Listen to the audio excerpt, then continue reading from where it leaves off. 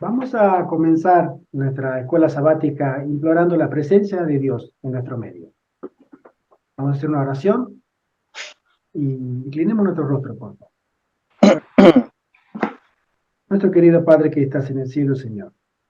Muchas gracias por una semana más que nos has dado de bendición, provisión, protección, cuidado y prosperidad también, Señor. Amén. Gracias. Gracias, Señor. En este momento vamos a estudiar tu palabra. Queremos rogarte, Señor, e implorarte la presencia de tu Santo Espíritu en nuestro medio, allí donde Amén. estamos. Y también que tus santos ángeles se hagan presentes y que su compañía se pueda sentir en nuestro alrededor, en nuestra presencia, para que podamos sentir esa paz, ese gozo de estar en tu presencia, Señor. Amén. Bendice a cada uno de los que están participando, los que llegarán, y todos aquellos que escucharán después este estudio. En el nombre de Jesús te lo rogamos y suplicamos. Amén. Amén. Amén. Bueno, esta semana tenemos una linda lección, la hora de su juicio. Sabemos que estamos estudiando el mensaje de los tres ángeles, la belleza, la profundidad y también la forma en que Dios nos ha llevado hasta el final del tiempo y nos ha mostrado que hay un juicio. En su justicia, nuestro gran Dios tiene que revelar muchas cosas. En justicia. Y por eso estamos estudiando la naturaleza del mensaje de los tres ángeles. Pero en la escuela sabática de hace mucho tiempo, ustedes se acordarán que siempre había preguntas y respuestas, una interacción. Quiero suponer que todos tienen la lección, ya sea digital, y el que no la tuviera no importa, porque voy a hacer preguntas para que podamos participar todos. A mí me ha tocado hacer mucho tiempo director de escuela sabática, maestro de escuela sabática, y es muy lindo cuando todos participan, ¿verdad? Bien. El versículo de memoria dice así en Romanos 13. Y hagan esto conociendo el tiempo, ya que es hora de levantarnos del sueño, pues ahora nuestra salvación está más cerca que cuando creímos. La noche está muy avanzada, el día casi ha llegado. Desechemos las obras de las tinieblas y vistámonos las armas de luz. Cuando alguien se va a acercar a un momento cumbre en su vida, siempre se prepara, ya sea un casamiento, ya sea un nacimiento de un hijo, alguien que se agrega a la familia, sabe que la realidad va a cambiar y trata de recibirlo con la mejor predisposición posible. Espiritualmente nosotros debiéramos tener la misma actitud para el Señor, sabiendo que se acerca un juicio, especialmente de los vivos, ya estamos en el juicio, pero se acerca el día en que los que estamos vivos, nosotros, tendremos que dar razón y cuenta en el cielo, en los libros del cielo, donde está escrito nuestro nombre, si somos realmente coherederos de la promesa o no lo somos. Por eso se nos insta, la hermanita Isabel nos saluda, feliz sábado hermana, que el Señor te bendiga. Hermanita Isabel. Grande bendición para ti, hermana. Bienvenida. Y cuando nosotros vamos a encontrarnos con ese evento, debiéramos estar preparándonos. Pablo nos dice acá en esta frase, la noche está muy avanzada y sabemos, tenemos que mirar a nuestro alrededor, las cosas que están pasando. El día casi ha llegado, desechemos las obras de las tinieblas y vistámonos las armas de luz.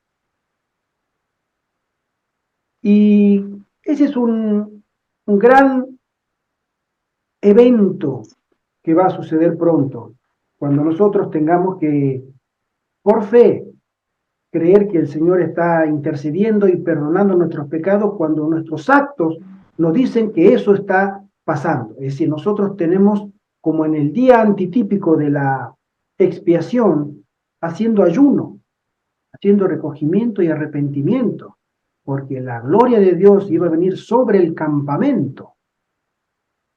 Iba a haber en una tarde, de un solo día en el año, el Señor se iba a hacer presente. Ay de aquel que tuviera pecado oculto, o que estuviera en pecado. Iba a ser consumido. Acá tenemos a un hermanito levantado, el hermano Paco. No sé si la verdad quiere comentar algo, o se levantó porque se levantó. Sabemos que el hermano Paco siempre es como está aprendiendo. Hermano Paco, tú levantaste la mano.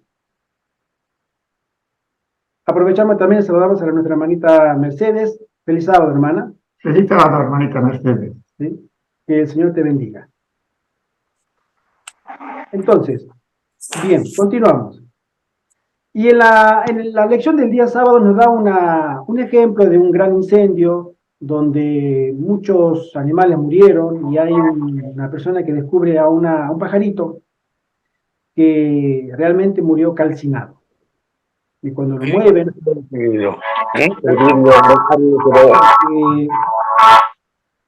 debajo había 3 pichones.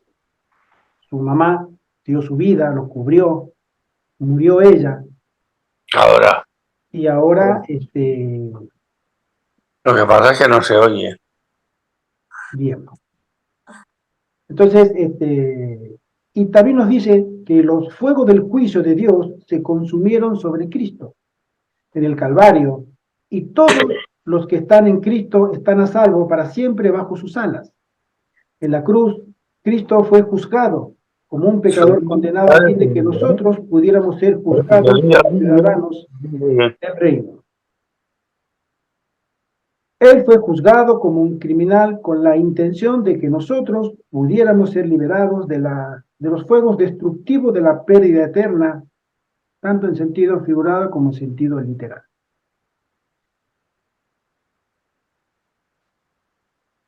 Va a ser muy interesante, mis queridos hermanos, cuando comiencen a ocurrir eventos que nosotros, los adventistas, conocemos, especialmente cuando se comienza a levantar la persecución, tanto como la libertad de expresión, va a comenzar por ahí, ya ha comenzado, pero a nivel general, ya no existe la libertad de expresión como tanto se predica como un elemento valiosísimo de las democracias, pero todavía nosotros no estamos señalados. Pero pronto comenzará. He visto videos en esta semana, comparto así brevemente unos videos en el grupo donde aparecen predicadores en Estados Unidos, donde son abucheados, predicadores cristianos, en la plaza con un parlante, y un grupo de jóvenes gritando todo al unísono, que se calle, que se calle, que se calle, como una turba. Y un hombre se acerca a este predicador y le dice que lo va a demandar, que va a llamar a la policía, que él no puede predicar. Y él le dice, si llama a la policía, no será para mí. Usted está viendo que estos jóvenes me están agrediendo, ya le han pegado, le han escupido, y son ellos. Y este hombre insiste, no, usted es el que no tiene que predicar. Y voy a llamar a la policía. Es decir, el cristianismo está siendo sesgado, ya, especialmente en Estados Unidos, porque sabemos que la profecía lo que dicta los pasos escatológicos es Estados Unidos y Roma. Entonces, en Estados Unidos ya se está mirando un desprecio hacia todo lo que tenga que ver con el cristianismo, especialmente con el cristianismo bíblico. ¿Sí? Y bueno, eso es una señal de que el juicio de los vivos está llegando también a una proximidad muy alarmante. En el día domingo nos habla de los 2300 días y el tiempo del fin. Esto es una profecía que todo adventista ya debiera conocer. En los años en que yo fui bautizado, cuando me dieron estudio bíblico por primera vez, tenía que aprenderme de memoria dos profecías, la profecía de las 70 semanas y la profecía de los 2300 días. Aprenderla, explicarla con fechas, con textos, si no, no podía bautizarme. Me acuerdo. Y eso nos identifica a nosotros como el pueblo del juicio. Es decir, la única iglesia en el mundo que predica que tiene que haber un juicio preadvenimiento es la iglesia adventista. Cuando toda la Biblia nos habla de que antes, Jesús mismo lo dijo, antes de que Él aparecería, habría calamidades, habría condenación, habría un juicio previo a las naciones, a los individuos, a las familias, a los pueblos. Y eso es lo que estamos estudiando hoy. Vamos a leer Daniel 8, 17 y 19, que dice así. Lo voy a buscar rapidito. Daniel capítulo 8, versos 17, 19 y 26, dicen: Vino luego cerca de donde yo estaba, y con su venida me asombré y me postré sobre mi rostro. Pero él me dijo: entiende, hijo de hombre, porque la visión es para el tiempo del fin. Verso 19, y dijo: he aquí, yo te enseñaré lo que ha de venir al fin de la ira, porque esto es para el tiempo del fin. La visión de las tardes y mañanas que se ha referido es verdadera, y tú guarda la visión porque es para muchos días. Acá tengo otra invitada de honor. Está ingresando mi esposa. Ella está en Colombia. Entonces, ha madrugado, le ha tocado madrugar. ¿Sí? Así que... Un saludo. Niña, feliz sábado. Feliz sábado. Bienvenida. Un gusto verte. Entonces, algunos argumentan que los 2300 días son literales. También creen que este cuerno pequeño de Daniel 8 se aplica al comandante militar Seleucida, Antíoco Epifanes, ¿sí? Que atacó Jerusalén. Eso fue alrededor de unos 160 años antes de Cristo. ¿Sí? Hay muchos argumentos que desmienten o descubren la falacia de ese argumento. Especialmente son argumentos católicos, ¿sí? En Daniel 8, Gabriel comienza su explicación de la profecía de los 2300 días. Menciona al carnero como representante de Medo-Persia y al macho cabrío como representante de Grecia. Aunque no se la nombra, al igual que los dos poderes anteriores, la siguiente entidad, el cuerno pequeño, es obviamente Roma. Por la sucesión de reinos. Sabemos que nosotros entendemos que cada cuerno o un cuerno es representado en la Biblia como un reino o como un rey, ¿sí? Como sinónimo. Y después de los reinos que suceden a Medo-Persia y a Grecia, el reino que se levanta es Roma, la Roma imperial, recién en sus comienzos. Luego describe una especie de fase religiosa política de Roma que echaría por tierra la verdad e interferiría con el ministerio celestial de Cristo. A mí me gusta mucho estudiar este aspecto, hermanos, porque si hay algo en este mundo que ha interferido de manera directa con la interpretación de las verdades bíblicas, especialmente tanto de toda la verdad como la del santuario, ha sido Roma. Roma ha reemplazado el papel del ministerio sacerdotal y del santuario en el cielo por una copia burda, horrible y abominable, como es el sacrificio de la Santa Misa, o de la misa, porque de santa no tiene nada, donde se reemplaza la intercesión de Cristo por la intercesión del sacerdote católico. Acá lo tengo que mirar al hermano José Antonio, porque él da fe de que esto fue así. Incluso también el santuario es reemplazado, ¿sí?, por un santuario terrenal. Es decir, toda mente que quiera dirigirse a la verdadera intercesión y al verdadero sacerdote que nosotros tenemos es reemplazado por figuras humanas, pecadoras, transgresoras y opositoras a la verdad. Es un cumplimiento profético hasta el tiempo del fin. En el tiempo del fin se descubre de nuevo esa verdad que durante más de 1000 años quedó en el olvido por obra de este misterio de iniquidad, ¿sí? En la Edad Media, por supuesto. La purificación del santuario en Daniel 8:14, el punto culminante del capítulo, es la respuesta de Dios al desafío de los poderes terrenales y religiosos que han intentado usurpar la autoridad de Dios. Es parte de la solución divina de Dios al problema del pecado. Acá tenemos una instrucción del ángel a Daniel. En Daniel 9:23, hermano, ¿tú puedes leer Daniel 9:23? Bueno, yo lo voy a leer, ¿sí? Que dice así: al principio de tu ruego fue dada la orden, y yo he venido para enseñártela, le dice Gabriel. Porque tú eres muy amado, entiende pues la orden y entiende la visión. El ángel claramente instruyó a Daniel para que entienda la palabra y la visión. ¿Qué palabra y qué visión? Nos pregunta la lección. Debido a que no se registra ninguna visión en Daniel 9, el ángel Gabriel debió haber estado hablando de la porción de la visión de Daniel 8 que el profeta no entendió. ¿Por qué? Porque cuando él recibe la visión, Daniel, la visión está en el capítulo 8, y no entendió absolutamente nada. Es más, por lo majestuoso de la visión, ¿sí? Él se enfermó.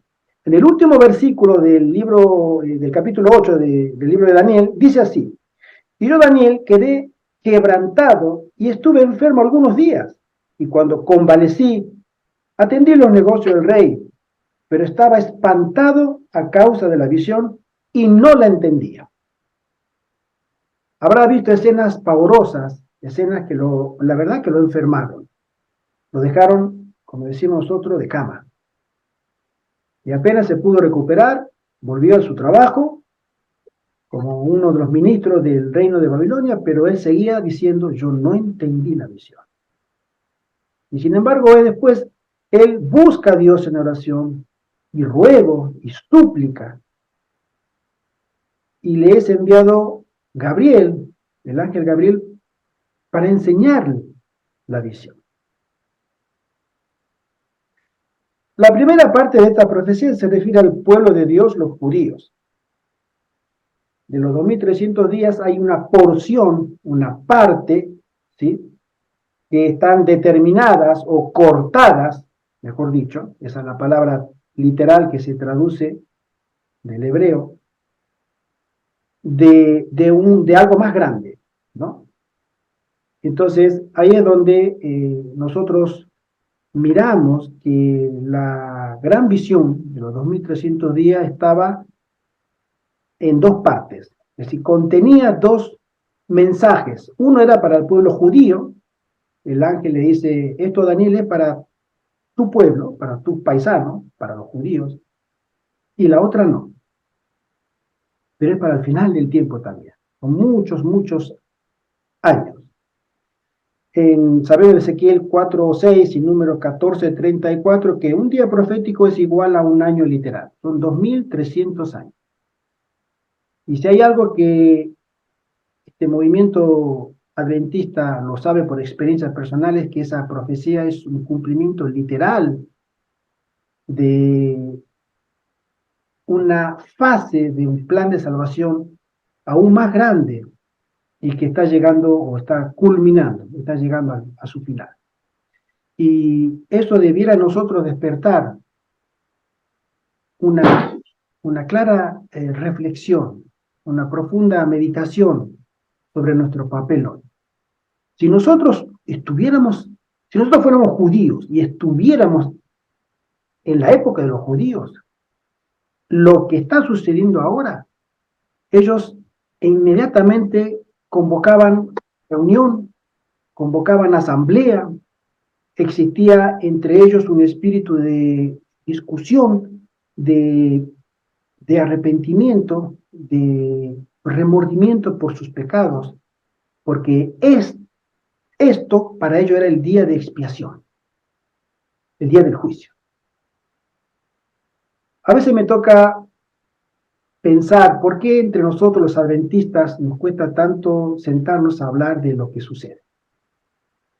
Tener una sana discusión, un sano debate, no polémica, pero un debate. Hermanos, están pasando cosas. Miremos a nuestro alrededor, están sucediendo cosas muy importantes. En la economía, en la vida social, cultural, en la vida religiosa, en la propia vida espiritual de la iglesia adventista, están sucediendo cosas serias. ¿Por qué no nos sentamos en un sano debate para describir el problema, rogar a Dios sabiduría, fuerza, reclamar a Dios como promesa que el espíritu de Elías descienda sobre su iglesia? Ese espíritu que realmente llamaba las cosas por su nombre y que reclamaba al pueblo la verdadera adoración, no a ídolos, no a hombres. Obedezcan a Dios. Ese mismo espíritu descendió sobre Juan el Bautista, el mismo espíritu del cielo. Vino sobre Elías el tisbita y después vino sobre el segundo Elías, Juan el Bautista, para preparar al pueblo para el primer ministerio de Jesús, cuando él vino acá. Y es una promesa, Malaquías lo dice, que vendrá el espíritu de Elías al final del tiempo. ¿Por qué no lo reclamamos? ¿Por qué no? Qué lindo sería, hermanos, que nosotros pudiéramos un día a la semana encontrarnos, lo digo como propuesta tal vez, ¿no? Pero como iglesia, entre nosotros, hablar sobre las cosas que están pasando, porque estamos en un juicio, estamos en el día de expiación. Proponer, mira hermano, mira hermana, yo tengo esta impresión y me gustaría que hiciéramos algo. Se nos llama a nosotros a que tengamos un sano diálogo, que va a ser constructivo si es hecho en humildad y es hecho en el temor de Dios para la preservación de la unidad de la iglesia. Porque este tipo de diálogos, miren, para comentar en mi experiencia personal, la última vez que se hizo esto, que yo conozca, que he presenciado, fue en la década del 80, en la iglesia adventista de Buenos Aires, cuando yo asistía, hace 40 años. En la iglesia se sentaba y hablaba en sociedades jóvenes, en un programa por la tarde, los sábados, y nos sentábamos a hablar de lo que pasaba. Y los ancianos, los diáconos, el pastor,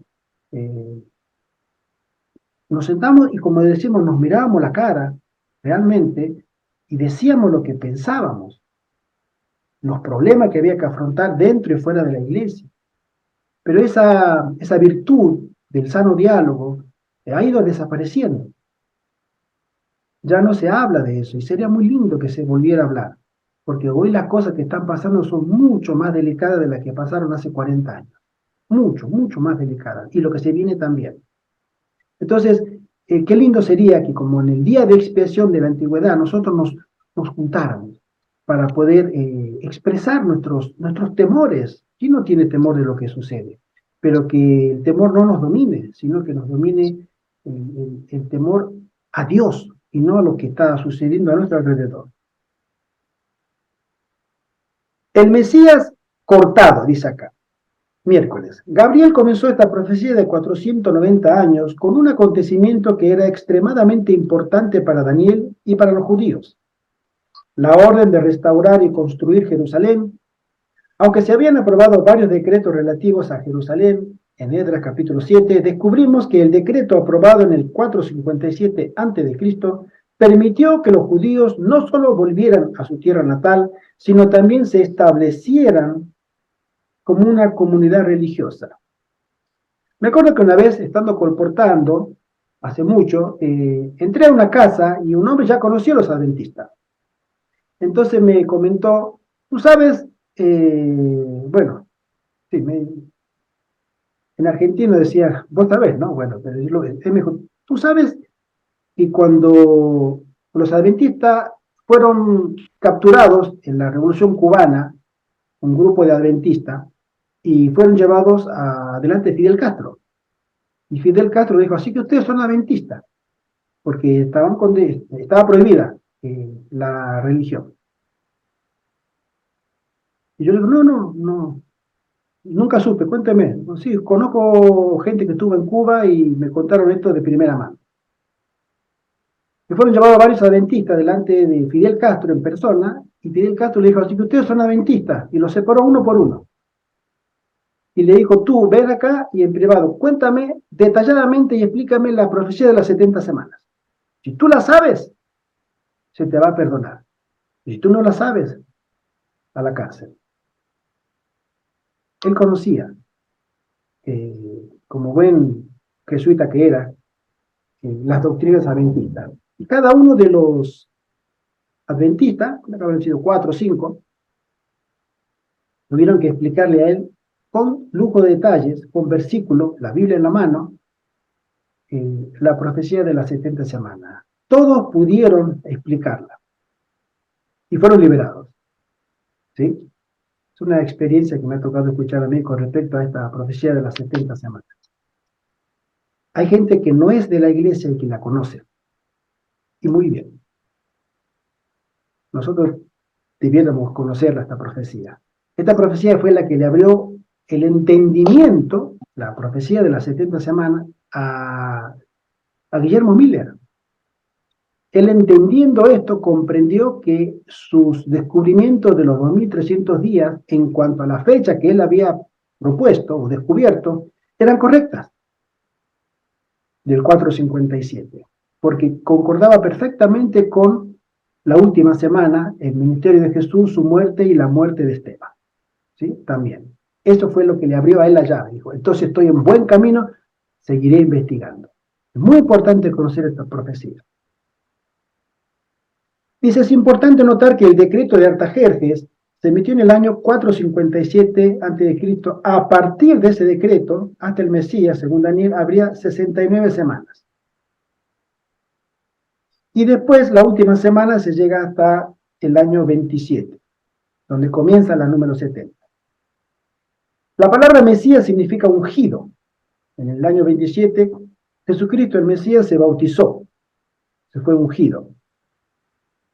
Ustedes se acuerdan que después del bautismo, el Espíritu Santo lo llevó al desierto 40 días y 40 noches. O sea, 40 días enteros. En ayuno, porque fue ungido para un ministerio específico.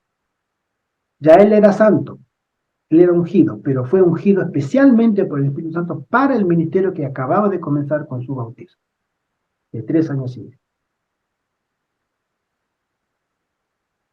Daniel predijo con cientos de años de anticipación el año exacto del bautismo de Cristo, el momento en que Jesús comenzaría sus 3 años y medio de ministerio. Después de las 62 semanas le quitarán la vida al Mesías y nada le quedará. El Mesías sería cortado o crucificado. El versículo agrega, y nada le quedará.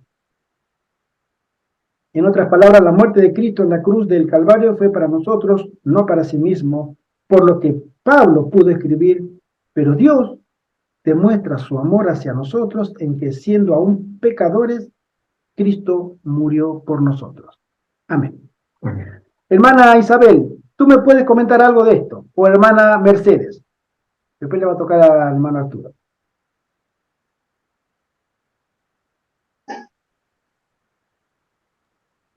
Sí, esta profecía que no la entendí nunca tanto bien, porque yo no he estado dentro de la iglesia. Lo que sí yo entendí que las 70 semanas estaban destinadas al pueblo de Dios y los demás años estaban destinados para los gentiles. Y la cosa más impresionante que nosotros podemos encontrar allí es que cuando escabe esa profecía, que ya no hay más profecías, entonces comenzamos nosotros a continuar predicando esa profecía. Ya no somos eh, ignorantes de lo que se tendría que realizar, ya sabemos lo que pasó. Entonces somos portavoces de lo que se cumplió y está por concluirse. Se concluye la profecía en el año 1844, pero de allí en adelante el juicio de Dios tiene que abrirse. Se abrió para los muertos, para los vivos no sabemos exactamente el día, pero está en nuestras manos llevar este mensaje de verdad, este mensaje de como les digo, del juicio que tenemos que pasar nosotros. No sé si fui clara. Perfectamente, perfectamente.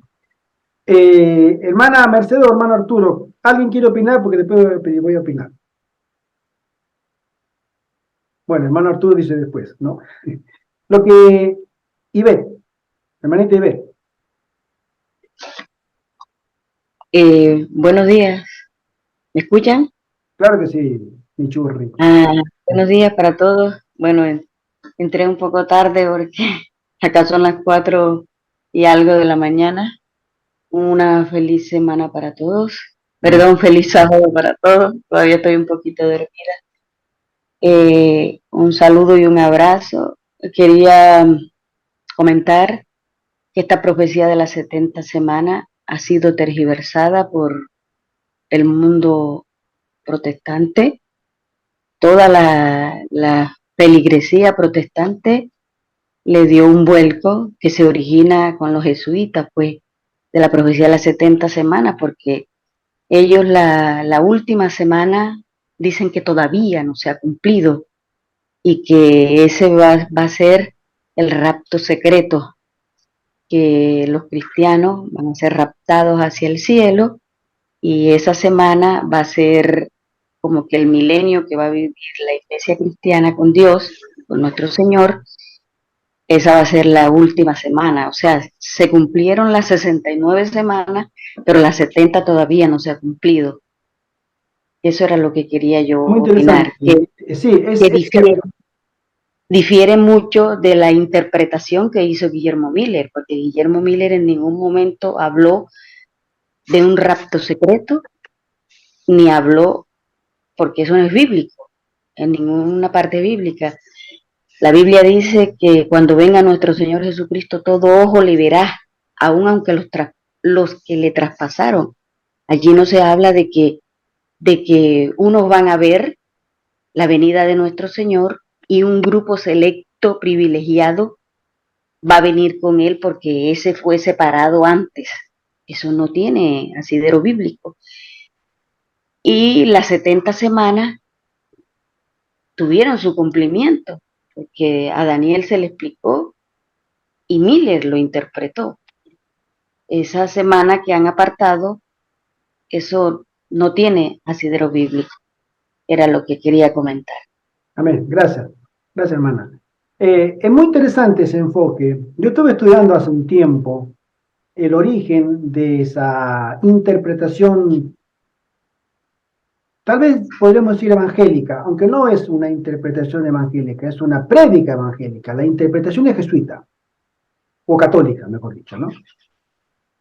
Entre paréntesis voy a agregar que es una pena, me duele mucho, porque habiendo tantas mentes brillantes dentro del evangelismo, de los evangélicos, de los que una vez fueron protestantes, y ellos no han tenido como patrimonio de investigación propia ningún descubrimiento prácticamente de las verdades después de la Reforma, sino que todo fue mérito de los católicos. Toda la constelación de escatología que conocemos hoy a raíz de estas tergiversaciones de la profecía son invenciones de curas, ¿sí? Y es una pena porque digo, tantos pastores evangélicos, incluso hoy en día escucho a ciertos pastores que tienen una capacidad intelectual muy grande, pero ellos solamente repiten y enseñan lo que aprendieron de los jesuitas, de los católicos. Y volviendo al tema de la investigación que hice sobre la última semana, en la Biblia no habla una división de la profecía en la última semana. Gabriel relata sobre las 70 semanas, ¿sí? 62 semanas, y después 7 semanas, o mejor dicho, 7 semanas más 62. En las primeras 7 semanas, los primeros 49 años, cuando ellos salen, ¿sí?, del cautiverio y regresan a Palestina, los palestinos se ven adueñados de la tierra. Entonces ellos la vuelven a tomar y con una mano, como dice construían la ciudad y con la otra mantenían la espada para defenderse de los ataques continuos que tenían de los palestinos. Entonces fue una semana, 7 semanas muy, muy difíciles. Y después las 62 semanas, el tiempo que transcurre hasta la semana 69. Y después Gabriel continúa narrando que la última semana era el ungimiento del Mesías y después el sacrificio. Y termina la semana con el martirio de Esteban, en el año 34. Sin embargo, cuando nosotros sabemos que el enemigo, todo lo que pueda ser falsificado, lo falsificará. Todo. Nosotros tenemos un sábado bíblico y él sacó un sábado, entre comillas, ¿no?, romano, que es el domingo. Nosotros tenemos un bautismo por inmersión y ellos sacan un bautismo por aspersión. Nosotros tenemos una confesión por fe en oración secreta y ellos tienen la confesión auricular. Y los ejemplos pueden ser muchísimos. Momento que voy yo, que lo voy a poner. Entonces, ahora te doy manita, Raquel. Ay, perdón. Y fijémonos que en esta última semana, resulta que en Inglaterra, en la época de Guillermo Miller, cuando él estaba comenzando a hacer sus investigaciones, es interesante eso, yo digo, cómo Satanás se pone a investigar también, pero él tiene que recibir primero, por mano de los ungidos de Dios, revelación divina, porque él no puede discernir los planes del Señor. Pero cuando él recibe conocimiento, es siempre a través de lo que lee y de lo que escriben y de lo que estudian los siervos de Dios. Esto lo conocemos, por ejemplo, en el ministerio de Elena de White, y especialmente Guillermo Miller en esta oportunidad. Guillermo Miller estaba comenzando a estudiar en el año 1820, 1825, sus primeros análisis, estudios concretos sobre escatología. Él tenía solamente una concordancia y la Biblia. Y empezó a buscar. Y empezó a relacionar. Y un hombre muy consagrado. Ni pastor era granjero. Y sin embargo, el Señor le dotó de sabiduría. Y apenas él empezó a descubrir eso, en Inglaterra estaban los hermanos de Plymouth, que eran lo que nosotros conocemos como la iglesia presbiteriana. Y había ciertos predicadores que fueron inspirados especialmente por una niña que decía tener, una niña de aproximadamente 15, 16 años, decía tener visiones, que la iglesia iba a ser raptada, ¿sí? Y uno de los pastores muy famosos, el pastor Scofield, que después hay una Biblia, la Biblia Scofield, él empezó a recolectar información y él fue el que la llevó a los púlpitos. Era muy famoso este pastor. Y él comienza a desarrollar, junto con las primeras visiones de esta niña, que ella estaba, te cuenta, estaba arrebatada, estaba inmóvil, y ella comenzaba a hablar,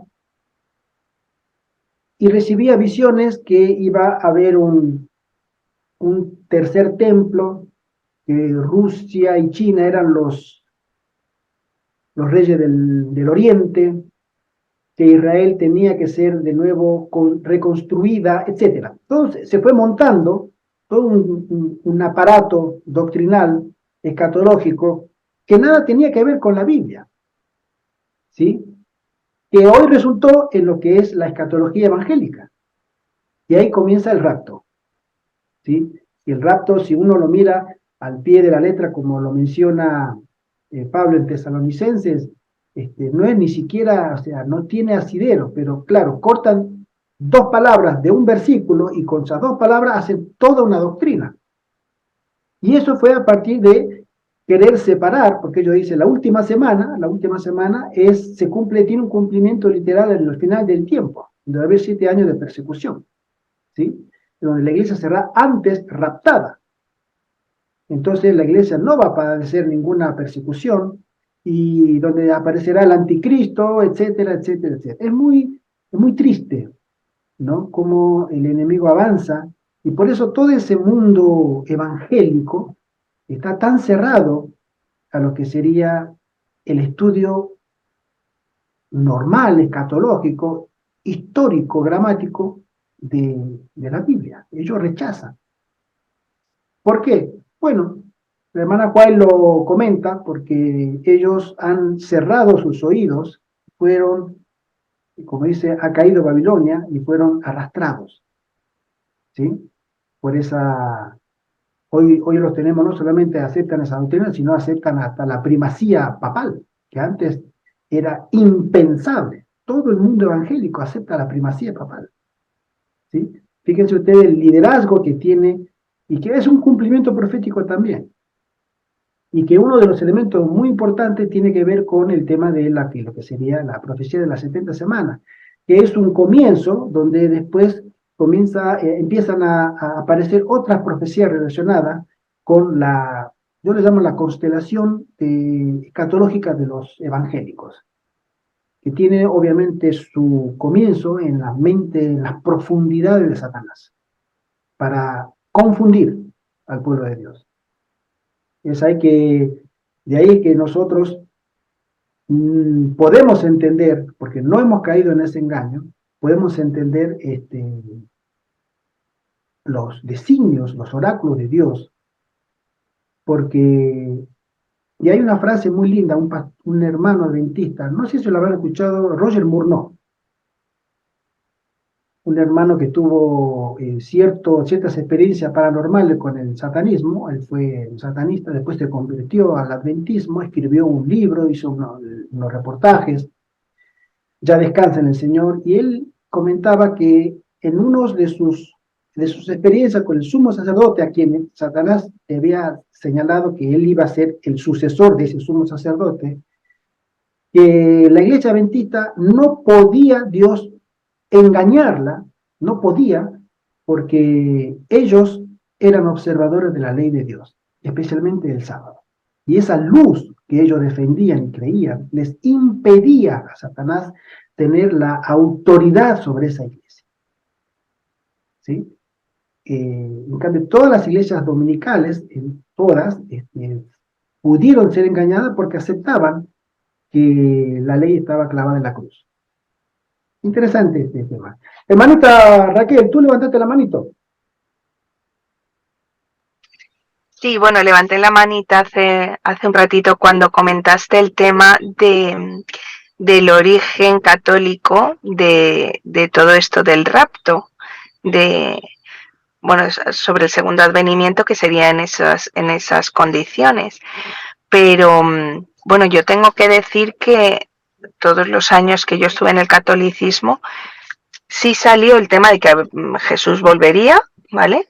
Pero nunca se explicó cómo sería la segunda venida. Bueno, a mí nunca se me explicó cómo iba a ser esa segunda venida. De hecho, la sorpresa de cualquier católico ahora, cuando le muestras Mateo 24, cuando relata que será en las nubes, los ojos son de sorpresa. O sea, entiendo que a nadie nos explicaron esto. A mí me sorprende, ¿no? Desconozco el origen de esto del rapto que tú dices. De hecho, ahora has comentado un poco que fue de otra forma, ¿no? Fue a través de la niña esta. Sí. No entiendo muy bien, pero bueno, decir que que a un católico no se le explica cómo es, por lo que yo, la experiencia que yo he tenido, no se le explica cómo es el segundo advenimiento. ¿Mm? Lo que pasa es que, claro, un católico que despierta a todo esto, o sea, hay tanta información de tantos sitios que es que también ahora te pierdes un poco entre tanta información. ¿Mm? Que por eso para un católico no es fácil. Mira, a mí me ha tocado hablar con mucha gente católica, pero católica formada, ¿no? O sea, sacerdotes, monjas. Comentaban, a veces subía en un autobús y habían dos monjas, me acuerdo, voy a contar esto porque tiene que ver con lo que tú me dices. Había dos monjas con sus atuendos, sus hábitos normales, estaban viajando y yo me siento al lado. Entonces, en esa época estaba Juan Pablo II y él había dicho que nosotros estábamos esperando la tercera venida de Jesús. Eso lo había dicho Juan Pablo. Entonces yo me digo, le voy a preguntar a esta monja, a ver qué me dice. Entonces le digo, mira hermanita, disculpe pero tengo una pregunta, ustedes son más estudiadas y son religiosas. Ustedes saben que hace pocos días Juan Pablo II dijo que nosotros estamos esperando la tercera venida de Jesús. Y la Biblia habla de la segunda venida de Cristo. Entonces una me dice, no, mire, lo que pasa es que hubo un error de imprenta, o hubo una mala interpretación, se quiso poner en la segunda, se puso tercera. Y la otra me dice, no, tampoco es así, la mira, ¿no? Dice, no es así. Si nosotros estudiamos la Biblia, Jesús tiene que venir por tercera vez, porque cuando Él vino la primera vez, fue en el Belén, en su primer avenimiento, pero cuando Él resucitó, subió a los cielos y regresó a encontrarse con sus discípulos. Esa fue la segunda venida. Y ahora tiene que venir por tercera vez. Después dejó a su discípulo, volvió a ascender y ahora tiene que regresar. Entonces, esa es la tercera venida. Digo, interesante. No sabía ese enfoque. Hoy por hoy, la Iglesia Católica de manera oficial ha admitido o ha reconocido que de hecho ya no esperan la segunda venida de Cristo. Es decir, ellos manejan un lenguaje muy ambivalente. Se van a adaptar siempre, como lo hicieron en toda su historia, a las circunstancias. A ellos no les importa la verdad. Les importa conservar el rebaño. Y van a utilizar cualquier argucia, astucia y cualquier tipo de engaño y mentira para conservar a los suyos en su rebaño.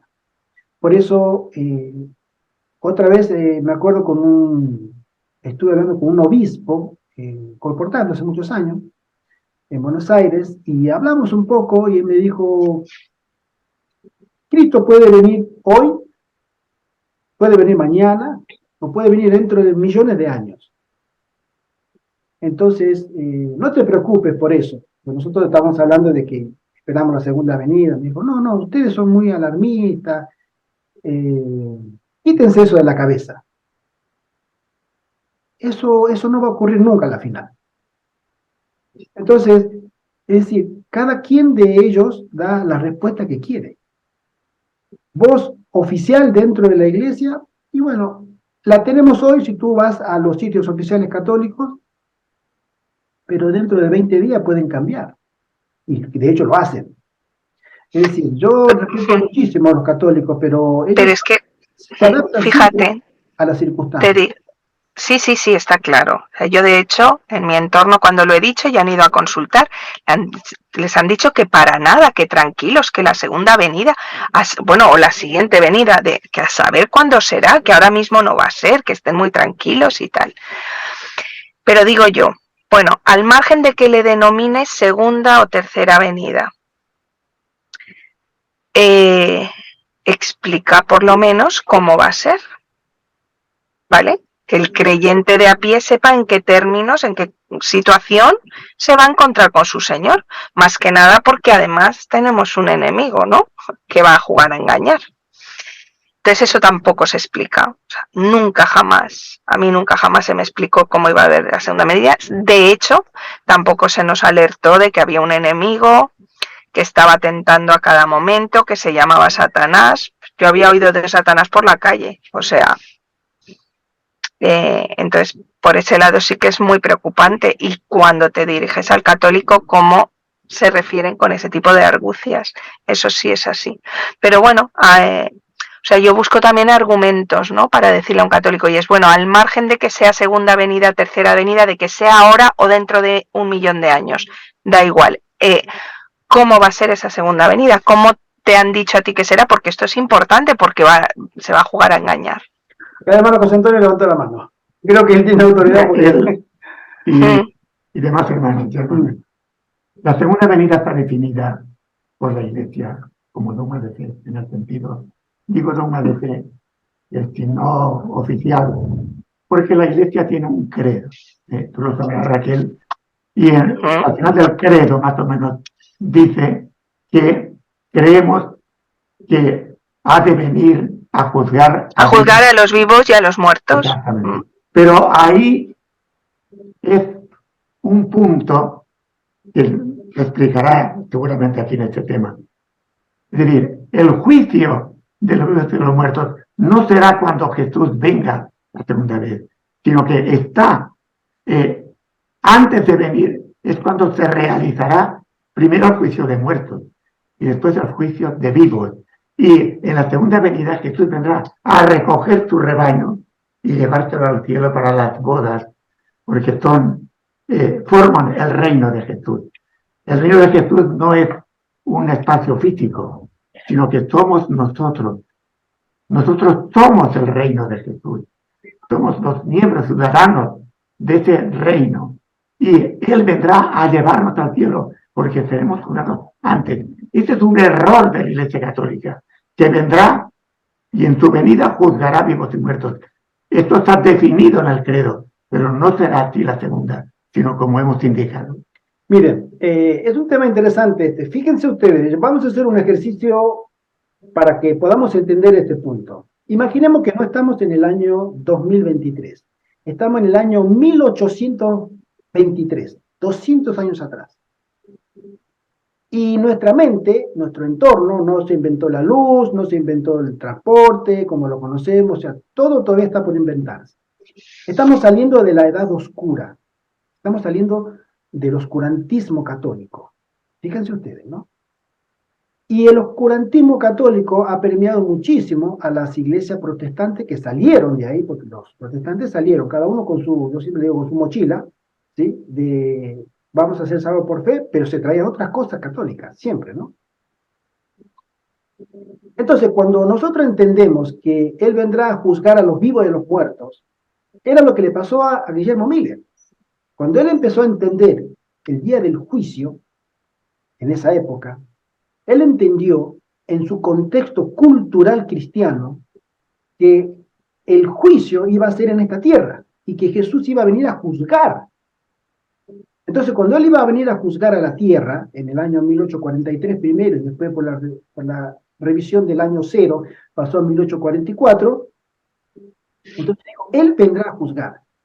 Entonces, no se entendió bien el mensaje del santuario, no se conocía el santuario, ¿sí? No se entendía la naturaleza del juicio ni del lugar propio del santuario. Ellos creían el santuario, ¿dónde está? Debe estar en Palestina, porque ahí estuvo el santuario en la antigüedad, o será la tierra, ¿sí? Pero no se entendía. Entonces, cuando nosotros, partiendo de la base de lo que él dice, el credo, creo en Dios, Padre, etcétera, etcétera, y al final vendrá a juzgar a los vivos y a los muertos, muchos les han preguntado a los sacerdotes, entonces, ¿cómo quiere decir? Cristo vendrá a juzgar a los vivos y a los muertos, pero ¿qué va a pasar con los que ya están en el infierno?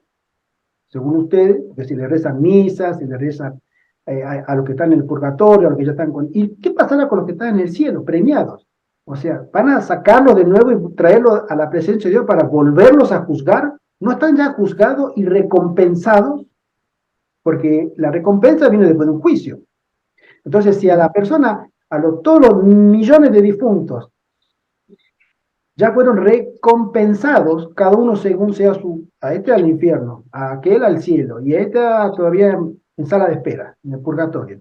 Entonces, ¿cómo se entiende que en la segunda venida de Cristo se va a volver a hacer algo que ya está hecho, o que se hizo durante mucho tiempo. ¿Cómo sostiene, cómo arregla eso la iglesia? La iglesia no tiene respuesta para eso. Dice, no, usted no entiende. Es muy, a mí me ha pasado, porque yo siempre he tenido, tengo oportunidad, cuando veo a un cura, me le acerco y le pregunto cosas para ver hasta dónde llega, ¿no? su capacidad de poder responder. Me dijeron, tú no entiendes nada. A mí me lo han dicho, varios curas me dijeron, tú no entiendes Sí, nada. sí, es algo habitual también. Entonces, pero la Biblia es clara. Por ende, también ellos sostienen sus credos, sostienen más por autoridad, se llama del magisterio del Papa, y por tradición, ¿no? Que son los tres pilares de fundamento de la fe católica, ¿no? Que es el magisterio primero, la tradición después, y por último, la Biblia. Entonces, vale, o sea, lo que dice el Papa va a misa. Se acabó, ¿sí?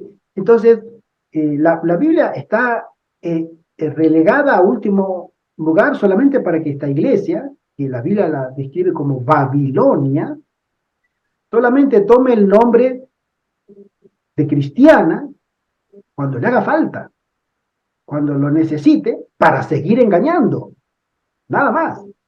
Y después la deja de costado y sigue haciendo lo suyo. Por eso va a llegar un momento en que va a progresar tanto en el engaño que colmará la medida dentro de poco tiempo y será declarada habitación de demonios y aves inmundas y aborrecibles. O sea, ya no tiene otro nombre para Dios, ¿sí? Es solamente habitación de espíritus del infierno. Entonces, lo que nosotros podemos entender ahora es que dentro de esa iglesia hay dos tipos de personas: los intelectuales, los líderes que sostienen, defienden y construyen nuevas doctrinas, y están los otros que son los engañados, ¿sí? Entonces, el mensaje de los tres ángeles es dado a Babilonia, porque a nosotros se nos manda, es más, el ángel dice, salid de ella, pueblo mío. O sea, a nosotros se nos manda a ir a predicar a Babilonia, a las ciudades, a todo el mundo completo, para que ellos entiendan de que hay gente que los está engañando, pero también Dios tiene pueblo allí, y vaya que lo tiene, y vaya que lo tiene. Nosotros sabemos, por el Espíritu de Profecía, que el grueso de los salvos al final del tiempo vivos saldrán de esa iglesia, y de las iglesias evangélicas, y que nosotros, los que conocemos durante años esta fe, muy poquitos darán la talla para el cielo, y que podrán ser tenidos por dignos para que Dios los envíe con el espíritu de Elías o con el Espíritu Santo en la lluvia tardía. Muy poco. Es interesante que nosotros llevamos en el conjunto global de predicadores, como adventistas, llevamos la peor parte, o mejor dicho, la mínima.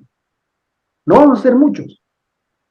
Ya de por sí, en el concierto de las religiones cristianas mundiales, somos un grupo minoritario, 22, 23 millones, ¿sí? Pero de ahí a los que realmente Dios seleccione con el criterio del cielo, después de un zarandeo, van a ser muy pocos. Pero ellos tendrán el poder de Dios. Fíjense ustedes que cuando en la época de los apóstoles no existía ningún medio de comunicación todavía, excepto el barco, la carta que iba al barco, ¿no? Y del barco se iba a todos los rincones del Imperio Romano. Pero eran personas. Pero cuando iban los apóstoles, entraban a un país, ellos no entraban miles, no entraban con teléfonos celulares, con campaña, con carpas, no, entraban pocas personas. Y muy pocas, porque eran perseguidos, eran perseguidos a muerte. Pero cuando ellos comenzaban a hablar, la ciudad daba vuelta, se quedaba, decimos nosotros, daba vuelta. ¿Por qué? Porque había poder de Dios en esas personas. Poder del Espíritu Santo que convertía los corazones de quienes escuchaban y buscaban la verdad. Bueno, esa misma situación, Pablo cuando fue a Roma, él no fue con un barco lleno de discípulos, no, él fue 1, 2, 3, no más, a costa del riesgo de su propia vida. La seguridad de su vida estaba en peligro constantemente. Y sin embargo, él avanzaba. Pero llegó a Roma, la capital del imperio, y esa ciudad fue convertida. ¿Sí? Entonces, eso mismo tiene que suceder ahora, y va a suceder. De ahí es la importancia que nosotros entendamos que en el día de expiación, cuando nosotros hoy estamos en el antitípico, en el real, en el original día de expiación, es donde pronto vendrá la presencia de Dios en nuestro medio. Nos estamos preparando, bueno, cada uno dará cuenta de sí, cada uno ya es responsable sobre sí mismo, pero estamos avisando.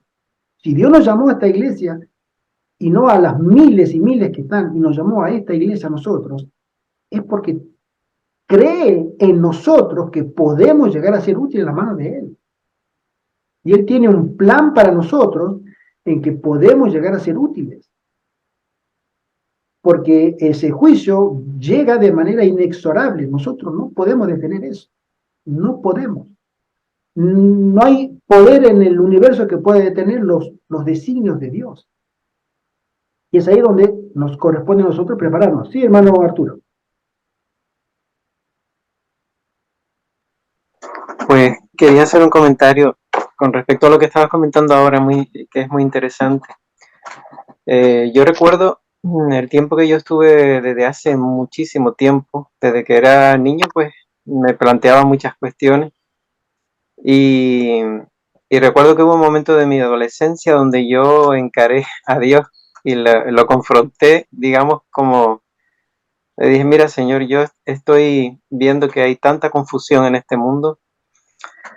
Yo necesito conocer la verdad desnuda, aunque me duela, y si no, pues quiero que me quites la vida. Si existes, si estás ahí, si me estás escuchando, no quiero seguir viviendo en este mundo, ¿no?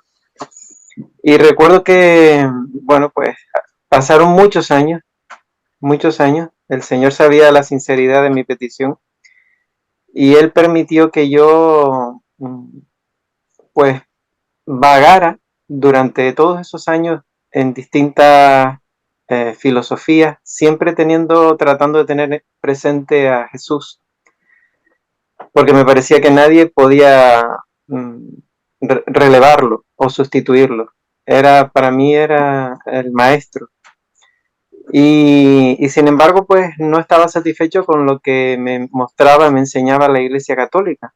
De hecho, tuve algunas entrevistas con algunas personas y sobre todo con algún sacerdote, y no me contestaba a las inquietudes que yo tenía. Por eso yo pues seguí buscando fuera.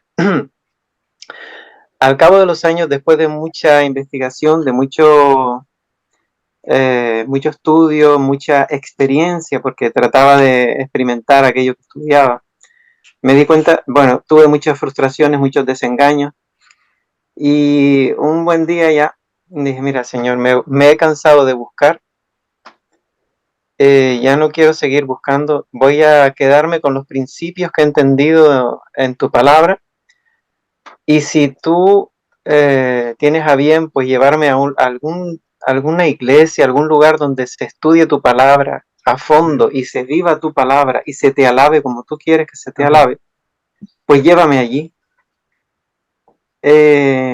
Yo recuerdo que poco antes de todo lo que yo había experimentado, el Señor me tuvo que sacar, y lo hizo de una manera sobrenatural. O sea, no bastó con ese interés que yo tenía y con toda esa experiencia. Él me tuvo que dar un sueño, en un sueño que no era un sueño, era como una visión. Me mostró que todo lo que yo había aprendido anteriormente eran fábulas, que no tenían nada que ver con la verdad, y que me deshiciera de todo eso. Y recuerdo que cogí aquel día, lo quemé todo y me deshice de todo eso y esperé en el Señor. Y al cabo de un tiempo, después de seguir estudiando, estuve en la Iglesia Evangélica Pentecostal y en otras iglesias. Y ya le dije aquello al Señor, Señor, por favor, ya estoy cansado, ya no voy a buscar más. Ahora te toca a ti llevarme. Y entonces a través de otro sueño, el Señor me puso en contacto con la persona indicada que me mostró la fe de Jesús. Y el espíritu de profecía, toda la doctrina como nosotros la conocemos, de los principios que están en la palabra de Dios. En ese momento todas las piezas del puzzle que yo tenía, que no sabía cómo ensamblarlas, se unieron y pude comprender, ¿no?, la verdad, aquella que yo buscaba, y en qué estado estaba el mundo. Un estado de una confusión tan grande y un engaño tan grande que solo la intervención de Dios directa, como lo hizo en Pentecostés, podía abrir el entendimiento de las personas, ¿no?, como lo hizo conmigo.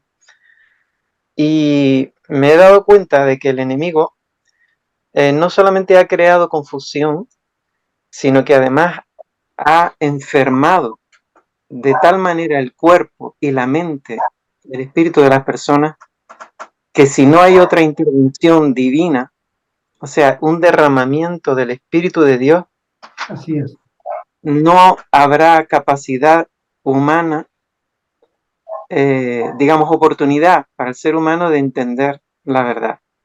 Porque el engaño es tan tremendo, la confusión tan tremenda y el estado de salud física, mental, espiritual de las personas es tan deteriorado que no hay oportunidad para el ser humano a menos que Dios haga algo, ¿no? Y recuerdo un pasaje de Espíritu de Profecía que decía que no será tanto por la argumentación que nosotros hagamos sobre la verdad, sino por la intervención divina de su Espíritu que vamos a poder llegar a las personas. Mira, Y que dice que si ahora, donde ahora hay una sola conversión, habrían cientos si hubiera más oración fervorosa por esas almas, ¿no?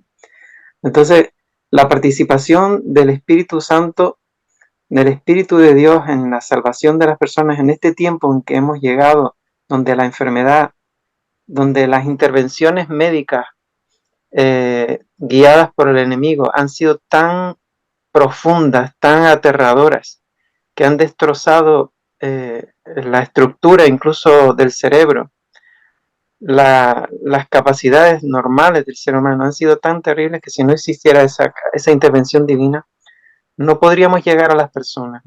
Necesitamos tener conciencia de que es parte de esa obra misionera el tener en cuenta la intervención divina y ir al Señor, a los pies del Señor digamos, pidiéndole al Señor que haga memoria de ese sacrificio inmenso que hizo su Hijo, del derramamiento de su sangre, de su oración intercesora por nosotros, para que podamos hacer una obra realmente eficaz, ¿no?, colaborando con Dios en la parte humilde, muy humilde que nos toca, ¿no?, sabiendo que es el poder de Dios el que va a hacer la revelación, que va a dar la revelación que el ser humano necesita y capacitarlo para recibir esta verdad preciosa, para prepararlo para la venida del Señor y para este tiempo que estamos viviendo. amén, amén. Vamos a terminar con este pensamiento que dice así: a la luz de la purificación o restauración de la verdad acerca del santuario y el juicio celestial en el tiempo del fin, Dios hace su llamado final a toda la humanidad en Apocalipsis 14, 6 y 7, instándola a que responda a su amor, acepte su gracia y lleve una vida piadosa y de obediencia. Debido a los pecados del pueblo, las iniquidades del pueblo, el santuario tenía que purificarse. Y esto solo se llevaba a cabo con la sangre de los animales. Con nosotros sucede igual. Necesitamos un Salvador, cuya vida esté simbolizada por los animales sacrificados en el día de la expiación como la única manera de salir airosos del juicio. Los israelitas debían afligir su alma. Esta expresión indica que debían humillarse y examinar el corazón, confesar los pecados, arrepentirse y pedir a Dios que los limpie, así como el sumo sacerdote estaba purificando el santuario terrenal. la experiencia que nosotros encontramos en el Nuevo Testamento de lo que sucedía en el Antiguo Testamento en el día del Yom Kippur, el día del juicio, la podemos encontrar en Hechos, el libro de Hechos, capítulo 1 y 2, el aposento alto. 120 personas obedeciendo el mandato de Jesús, no se vayan de Jerusalén, no se dispersen, esperen la promesa. Juntos, unánimes, la hermana Juárez lo dice muy detalladamente, se humillaron, examinaron el corazón, confesaron sus pecados, se arrepintieron y pidieron a Dios que los limpie. Y vino el Espíritu Santo. El Espíritu Santo no los convirtió. El Espíritu Santo le dio poder después que ellos se convirtieron a Dios de todo ruego, humillación y súplica por perdón. Un hecho similar tiene que suceder al final del tiempo. Esta es una enseñanza, un tipo, porque si estamos esperando otra vez esa lluvia del Espíritu Santo, como la lluvia tardía, nosotros debemos antes afligir nuestro corazón, humillarnos, pedir perdón, arrepentirnos de nuestras faltas, sacar la basura, como se dice, limpiar nuestra casa, nosotros mismos, para que Dios nos acepte, y entonces seremos llenos del Espíritu Santo. El Espíritu Santo nos dará el poder sobrenatural de hacer frente a tanto vandalismo, amenaza de muerte, amenaza de violencia, cárcel y martirio, que no tendremos temor. Pero antes tenemos que arreglar cuentas con nuestro Dios. Debemos arreglar nuestras cuentas con nuestro Dios. Ahora que podemos. Que el Señor nos bendiga a cada uno de nosotros, para que tomemos muy en serio los tiempos en que vivimos, las palabras del Señor, este juicio en el que nosotros estamos como pueblo de Dios primeros en la lista. Oramos para que esta iglesia, la iglesia de Dios, se reencuentre con su Salvador y que de rodillas pida clemencia por nuestros pecados y que el Espíritu Santo haga una obra eficaz de llevarnos a los pies de Cristo para que podamos cumplir la promesa de predicar este Evangelio a toda criatura. Es nuestro deseo, es nuestra oración en este momento. El Señor les bendiga grandemente. Vamos a hacer una oración para terminar y comenzar con la prédica de nuestra querida hermana Mercedes. Oremos, oremos. Padre Celestial, gracias por habernos dado la fe de Jesús. Ayúdanos, como ha dicho nuestro hermano Gerardo, a prepararnos para recibir tu Santo Espíritu. Este Espíritu Santo Amén. que nos dará la palabra y nos dará la fuerza, valentía para afrontar todo riesgo y para iluminar a nuestros hermanos en la fe de Jesús que les llevará a la salvación. En el nombre de Jesús, Padre, te lo pedimos. Amén. Amén. Amén. Que el Señor les bendiga grandemente. Gracias porque nos acompañan todos los sábados. A la hermana Pino Gil, bienvenida. Gracias por recibirme. Esperamos ver, hermanita, todos los sábados. Amén. Sí, siempre bienvenida. Como siempre, la hermanita Isabel, la hermanita Mercedes, Paco Justa, a nuestro querido hermano Arturo con su esposa, siempre son bienvenidos. La hermanita Raquel también, que estaba en cualquier momento va a aparecer de nuevo porque estaba haciendo su cosita con sus hijas, y a todos aquellos que nos acompañan, que el Señor les bendiga grandemente. Igualmente. Igualmente, muchas gracias. Acá mi hermano José Antonio me dice, y ve, bueno, ya ni hablar. Mi compañera, mi copiloto de la vida, también. Feliz sábado para todos. Igualmente. Amén, amén, amén. Feliz sábado. Que el Señor le bendiga.